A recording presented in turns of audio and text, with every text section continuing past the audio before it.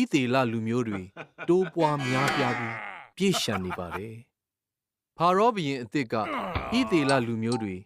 ဩဇာအာဏာကြီးလာမှကိုစိုးရိမ်တဲ့အတွက်သူတို့ကိုကျွန်အဖြစ်စေခိုင်းပြီးစိုးစိုးရွားရွားညှဉ်းပန်းနှိပ်စက်ခဲ့တယ်။ဒါကြောင့်ဣသေလလူမျိုးတွေကဝေးဖွားလာတဲ့သားယောက်ျားအားလုံးကိုတတ်ပစ်ဖို့ဖာရောဘုရင်ကအမိန့်ပေးလိုက်တယ်။မိန်းမတစ်ယောက်ကသူ့ရဲ့သားလေးကိုပကက်ထဲမှာထည့်ပြီးမြစ်ကမ်းစပ်မှာဝှက်ထားတယ်။ကလေးရဲ့အမကတော့ကလေးကိုစောင့်ကြည့်နေတာပေါ့။ဖာရောဘုရင်ရဲ့သမီးတော်ကအဲ့ဒီမြစ်ကမ်းစပ်နားမှာရေလာချိုးတယ်။သူဟာအဲ့ဒီကလေးကိုတွေ့သွားတော့အလွန်ချစ်ပြီးဒီကလေးကိုမွေးစားဖို့ဆုံးဖြတ်လိုက်တယ်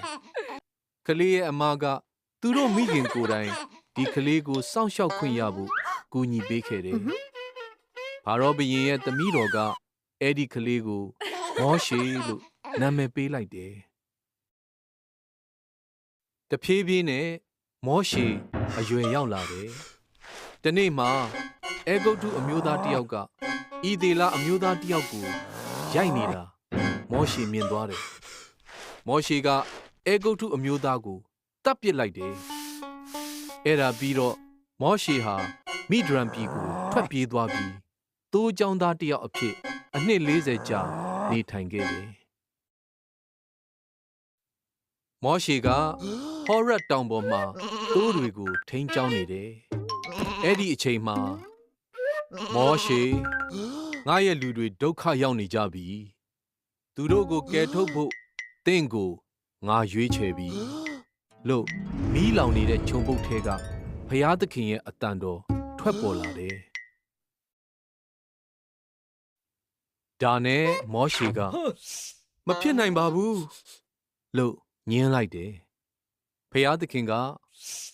တင့်ကိုငါကူညီပေးမယ်လို့မောရှေကိုဂတိပေးတယ်။ပြီးတော့သင်ရဲ့တောင်ဝှေးကိုချလော့လို့ဘုရားသခင်ကမိန့်မွဲလိုက်တဲ့အခါမောရှေကတောင်ဝှေးကိုချလိုက်တာနဲ့တခါတည်းတောင်ဝှေးကမွေဖြစ်သွားတယ်။မောရှေကဒီမွေကိုကောက်ဆွဲလိုက်တဲ့အခါတောင်ဝှေးပြန်ဖြစ်သွားပြန်တယ်။နောက်တစ်ခါသင်ရဲ့လက်ကိုသင်ဝတ်ယုံတဲ့ထဲလိုက်လို့ဘုရားသခင်ပြောပြန်တယ်။ဘုရားသခင်ပြောတဲ့အတိုင်းမောရှေလှုပ်လိုက်တယ်။သူ့ရဲ့လက်ကိုကြည့်လိုက်တော့သူ့ရဲ့လက်မှာအနာရောဂါတွေနဲ့ပြည့်နေတယ်။နောက်တစ်ချိန်လက်ကိုဝတ်ယုံတဲ့ပြန်ထည့်လိုက်တော့ငကိုအတိုင်းပြန်ဖြစ်သွားတယ်။ဟာရောဘုရင်ကိုဒါတွေပြလိုက်လို့ဘုရားသခင်ကမောရှေကိုမှားလိုက်တယ်။မောရှေကလည်းကျွန်တော်ကစကားထစ်တဲ့သူပါလို့ပြောတော့ဘုရားသခင်ကလည်းသင်ပြောရမယ့်စကားကိုငါပေးမယ်လို့ပြန်ပြောတယ်။သင်ရဲ့အကူ